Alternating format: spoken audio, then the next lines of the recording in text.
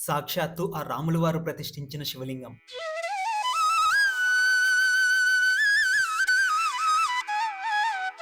ఆంజనేయ స్వామి స్వయంగా కైలాసం నుంచి తీసుకొచ్చిన శివలింగం.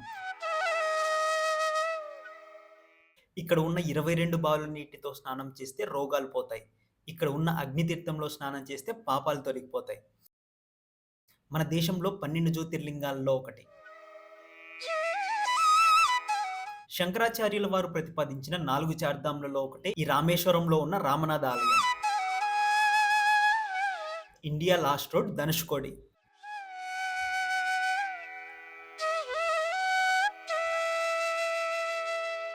తుఫాన్ వల్ల ఇప్పుడు ఒక గోస్ట్ టౌన్ లా మారింది. ఇండియాలోనే మొట్టమొదటి longest sea bridge.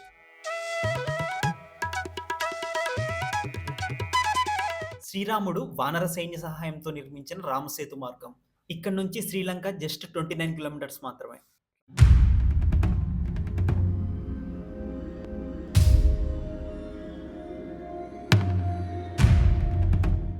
Rameswaram trip plan చేస్తుంటే ఈ వీడియోని మిస్ అవ్వకండి. మనం తెలుగు స్టేట్స్ నుంచి రామేశ్వరం ఎలా వెళ్ళాలి, బడ్జెట్ ఎంత అవుతుంది, ఆలయ విశిష్టత అన్నీ ఈ వీడియోలో క్లియర్‌గా చెప్తాను. వీడియోని లైక్ చేసి మన ఛానల్‌ని సబ్స్క్రైబ్ చేసుకోండి. ఇలాంటి వీడియోస్ మిస్ అవ్వకుండా ఉంటారు. రామేశ్వరంకి వెళ్ళాలంటే ఒకప్పుడు ఈ డెడ్లీ ట్రైన్ జర్నీ క్రాస్ చేయాల్సొచ్చేది. రామేశ్వరం ఒక చిన్న ఐలాండ్‌లో ఉంటుంది. ఈ ఐలాండ్‌కి వెళ్ళటానికి 2 మార్గాలుంటాయి. ఫస్ట్‌ది సముద్రంలో ఉన్న ట్రైన్ జర్నీ. ఇంకొకటి పక్కనే ఉన్న పంబన్ బ్రిడ్జ్. ఈ లొకేషన్ చూడ్డానికి చాలా బావుంటుంది. ఫోటోస్ కూడా చాలా వస్తాయి ఇక్కడ. ఇక్కడ ఉన్న ఓల్డ్ రైల్వే ట్రాక్‌ని 1914లో బిల్డ్ చేశారు. ఇది ఇండియాలోనే లాంగెస్ట్ సీ బ్రిడ్జ్. ఏదైనా పెద్ద పెద్ద షిప్స్ క్రాస్ చేయడానికి మిడిల్‌లో ట్రాక్ పైకి ఓపెన్ అయ్యేలా డిజైన్ చేశారు. ఆ కాలంలోనే ఇలాంటి బ్రిడ్జ్‌ని బిల్డ్ చేశారంటే ఎంత గ్రేట్. ఇప్పుడు ఆ ఓల్డ్ బ్రిడ్జ్ సేఫ్ కాదని కొత్త బ్రిడ్జ్‌ని కన్‌స్ట్రక్ట్ చేశారు. మీరు ట్రైన్‌లో వస్తే ఈ బ్రిడ్జ్ ఎక్స్‌పీరియన్స్ మాత్రం అస్సలు మిస్ అవ్వకండి. అదే బై రోడ్ వస్తే ఈ పమ్మన్ బ్రిడ్జ్ దగ్గర ఆగేసి వెళ్ళండి. చాలా బ్యూటిఫుల్‌గా ఉంటుంది ఇక్కడ. ఒక సైడ్ మొత్తం ఫుల్ బోట్స్ ఉంటాయి. ఇంకో సైడ్ పమ్మన్ బ్రిడ్జ్ ఉంటుంది.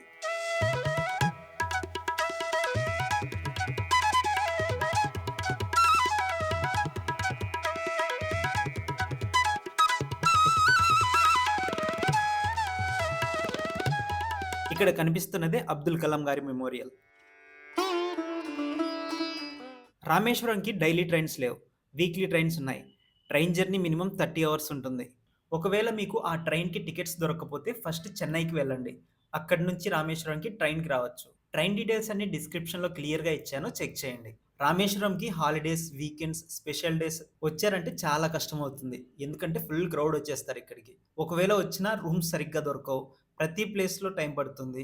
అండ్ సమ్మర్ సీజన్‌లో వచ్చారంటే హ్యూమిడిటీకి అస్సలు తట్టుకోలేరు. చాలా ఎక్కువ ఉంటుంది ఇక్కడ.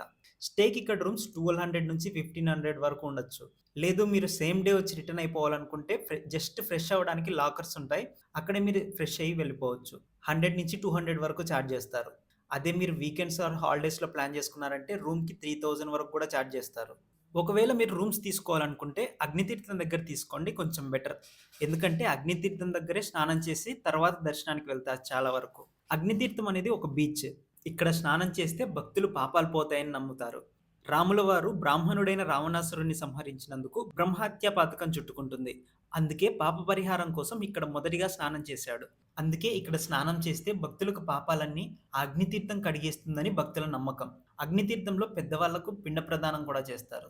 ఆల్ ఓవర్ ఇండియా నుంచి వస్తారు భక్తులు ఇక్కడికి. అగ్నితీర్థంలో స్నానం చేసి తర్వాత 22 బావుల్లో స్నానం చేయాలి. దీనికి టికెట్ 25 రూపీస్ ఉంటుంది. అది తీసుకొని లోపలికి వెళ్ళాక ఇక్కడ వైట్ షర్ట్ వేసుకొని వర్క్ చేసే వాళ్ళు ఉంటారు. అన్‌అఫీషియల్‌గా 250 రూపీస్ ఇచ్చామంటే లోపలికి తీసుకెళ్ళి అన్ని బావుల దగ్గరికి వాటర్ మన మీద పోపిస్తారు. ప్రతి చోట బాటిల్‌లో వాటర్ కూడా పట్టిస్తారు. అదే మనం నార్మల్‌గా 25 రూపీస్ టికెట్ తీసుకొని వెళ్ళామంటే అంత స్పెషల్ ట్రీట్‌మెంట్ ఏముండదు. ఏదో నీళ్లు చల్లామంటే చల్లామన్నట్టు చేస్తారు. ఒక్కోసారి మీద నీళ్లు కూడా పడకపోవచ్చు. కానీ టెంపుల్ బయట చాలామంది చెప్తుంటారు, నేను లోపల స్పెషల్ దర్శనం చేపిస్తానని చెప్పి. వాళ్ళని మాత్రం అస్సలు నమ్మకండి. బయట ఉన్న వాళ్ళు మాక్సిమం స్కామ్ చేసే వాళ్ళే ఉంటారు. ఈ 22 బావులు శ్రీరాముడు వదిలిన 22 బాణాలు. ఈ 22 బావుల్లో రాముడు స్నానం చేసి తన పాపాన్ని వదిలించుకున్నాడు. అందుకే ఇవి చాలా స్పెషల్. ఎవరికైనా హెల్త్ ఇష్యూస్ ఉన్నా, స్కిన్ ఇష్యూస్ ఉన్నా పోతాయని భక్తుల నమ్మకం. ఇక్కడ స్వామివారి స్ఫటికలింగ దర్శనం ఉంటుంది. స్ఫటికలింగం దర్శనానికి మార్నింగ్ 5 నుంచి 6 వరకు మాత్రమే ఉంటుంది. ముందుగా స్ఫటికలింగం దర్శనం చేసుకున్న తర్వాత అగ్నితీర్థం స్నానం. దాని తర్వాత 22 బావుల్లో స్నానం చేసి దర్శనానికి వెళ్ళడం ఇక్కడ ఆనవాయితీ. ఈ స్ఫటికలింగ దర్శనానికి టికెట్ తీసుకోవాలనుకుంటే టికెట్ మెయిన్ టెంపుల్‌లో ఉంటుంది. అక్కడ తీసుకోవచ్చు. మీకు టైం ఉంటే ప్లాన్ చేసుకోండి. మెయిన్ టెంపుల్‌లోకి తడి బట్టలతో మాత్రం అస్సలు పంపరు. టెంపుల్ బయట చేంజింగ్ రూమ్స్ ఇంకా లాకర్స్ ఉంటాయి. లేదంటే మీ రూమ్‌కి వెళ్లి డ్రెస్ చేంజ్ చేసుకొని రావచ్చు. రామేశ్వరం రామనాథ స్వామి ఆలయం మన దేశంలోని 12 జ్యోతిర్లింగాల్లో ఒకటి. అలానే శంకరాచార్యుల వారు ప్రతిపాదించిన చార్ధామ్‌లలో ఒకటి. రామేశ్వరం నుంచి ఇసుకను తీసుకెళ్ళి కాశీలో గంగలో కలిపి, కాశీలో గంగ నీరు తీసుకొచ్చి రామేశ్వరంలో కలిపితే పుణ్యం. ఆ రాముడు రావణాసురుడిని వధించిన తర్వాత పాప పరిహారం కోసం 3 శివలింగాలను ప్రతిష్ఠించాడు. దాంట్లో 2 శివలింగాలు శ్రీలంకలో ఉన్నాయి. ఒకటి రామేశ్వరంలో ఉంది. రావణాసురుడిని చంపినందుకు శ్రీరాముడికి బ్రహ్మహత్య పథకం చుట్టుకుంటుంది. అది ఎలా పోగొట్టుకోవాలని ఋషులను అడుగుతాడు. అప్పుడు వాళ్ళు శివలింగాన్ని ప్రతిష్ఠించమని చెప్తారు. అప్పుడు శ్రీరాముడు హనుమంతుడికి కైలాసం నుంచి శివలింగాన్ని తీసుకురమ్మని చెప్తాడు. కానీ ఆయన వచ్చేలోపు ముహూర్తం దాటిపోతుందని సీతాదేవి ఇక్కడ ఉన్న ఇసుకతో శివలింగాన్ని చేసింది. ఆ శివలింగాన్ని రాముడు ప్రతిష్ఠించాడు. కానీ కైలాసం నుంచి శివలింగాన్ని తెచ్చిన ఆంజనేయ స్వామి చాలా బాధపడతాడు. అందుకే ఆ శివలింగాన్ని కూడా శ్రీరాముల వారు ప్రతిష్ఠించారు. ఇక్కడ మొత్తం 2 శివలింగాలుంటాయి. ముందుగా ఆంజనేయ స్వామి తెచ్చిన శివలింగానికి పూజ చేసిన తర్వాతే రామనాథ ఆలయంలో ఉన్న శివలింగానికి పూజలు జరుగుతాయి. ఈ ఆలయంలో మొత్తం 4 రాజగోపురాలుంటాయి. ఇక్కడ తూర్పు గోపురం నుంచి మనం దర్శనానికి వెళ్తాం. ఇక్కడ ఫ్రీ దర్శనం కూడా ఉంటుంది. లేదంటే 100 ఇంకా రూ. 200 స్పెషల్ దర్శనం టికెట్స్ కూడా ఉంటాయి. క్రౌడ్ ఎక్కువ ఉన్నప్పుడు కొంచెం తొందరగా వెళ్ళాలనుకుంటే స్పెషల్ టికెట్ తీసుకోండి. లేదంటే అవసరం లేదు.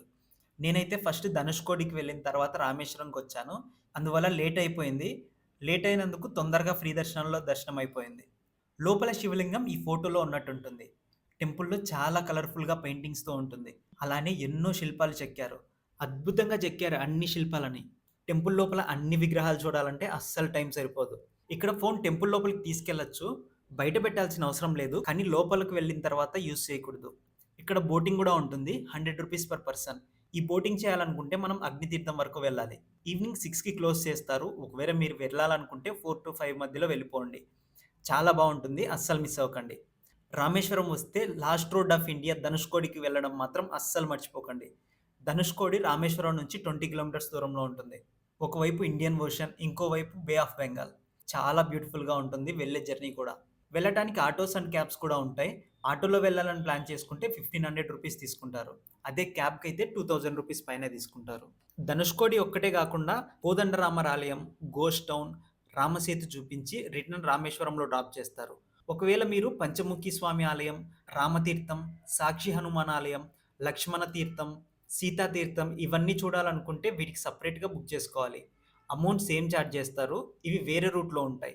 పంచముఖి ఆంజనేయ స్వామి విగ్రహం ఇంతకుముందు ధనుష్కోడి రూట్‌లో ఉండేది. కానీ 1964లో వచ్చిన తుఫాన్‌లో మొత్తం ధనుష్కోడి స్పాయిల్ అయిపోయింది. అందుకే ఆ విగ్రహాన్ని తీసుకొనొచ్చి రామేశ్వరంలో ప్రతిష్ఠించారు. అదే మీరు సోలోగా వెళ్ళాలనుకుంటే అమౌంట్ వేస్ట్ అవుతుంది కాబట్టి అగ్నితీర్థం నుంచి ధనుష్కోడికి గవర్నమెంట్ బసెస్ ఉంది. Bus number 2A. అది ఎక్కారంటే డైరెక్ట్‌గా ధనుష్కోడిలో దింపుతారు. ఒకవేళ మీకేదైనా డౌట్ ఉంటే అక్కడ వాళ్ళని అడగండి చెప్తారు. మీరు మిడిల్‌లో గోస్ట్ టౌన్ దగ్గర దిగేసి అక్కడ చూసుకొని తర్వాత Dhanushkodi last road of India దగ్గరికి వెళ్ళొచ్చు.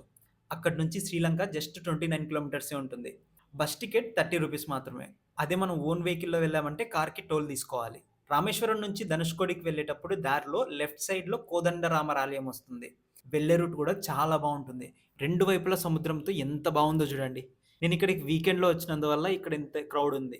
రాముడు రావణాసురుడిని అంతమొందించాక మన భూమిపైకి వచ్చిన వెంటనే విభీషణుడికి రాజ్యాన్ని అందించి పట్టాభిషేకం చేసిన స్థలం ఇది. 1964లో వచ్చిన తుఫాన్‌లో మొత్తం ధనుష్కోడి నాశనమైపోయింది. కానీ ఈ గుడికి మాత్రం ఏ మాత్రం డ్యామేజ్ అవ్వలేదు. ధనుష్కోడి అంటే బాణం చివర అని అర్థం. రామసేతు నిర్మాణ సమయంలో ఫస్ట్ సముద్రుడు సహకరించలేదు. అప్పుడు శ్రీరాముడు ఇక్కడి నుంచి బాణాన్ని సంధించాడు.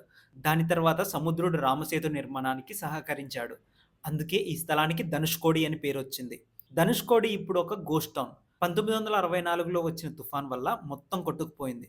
అప్పుడు గవర్నమెంట్ డిక్లేర్ చేసింది. ఇక్కడ మనుషులు ఎవ్వరూ ఉండకూడదని. అందుకే ఇక్కడ ఆఫ్టర్ 6:30 ఎవ్వరూ కనిపించరు. ఓన్లీ చేపలు పట్టుకునే వాళ్ళే చిన్న చిన్న హట్స్ వేసుకొనుంటారు. ఒకప్పుడు ఇది మంచి టూరిస్ట్ ఏరియా. ధనుష్కోడి వరకు ట్రైన్ గూడా వచ్చేది.